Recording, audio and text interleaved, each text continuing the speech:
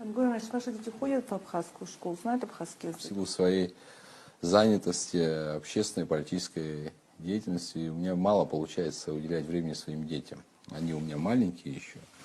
Поэтому, да, школьники, и они, что касается детей, вопросами детей мы занимаемся все эти годы. И действительно, вот здесь, как Бадр Зурабович подчеркнул, труд учителей в Абхазии мало ценится. И вот когда мы говорили про льготы на электричество,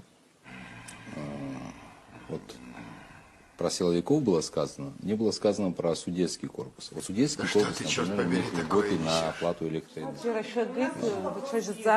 Я знаю, что... Нужно начинать с себя. Я и спросила. Хорошо. Да, школьники, и они в какую школу ходят? Они находятся в городе Сочи, ходят в сочинскую школу. Вот это поворот! Что это?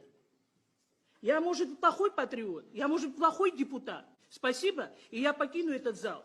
Ваши дети будущие живут в Москве, а моим детям некуда ехать, они живут в Абхазии. Спасибо.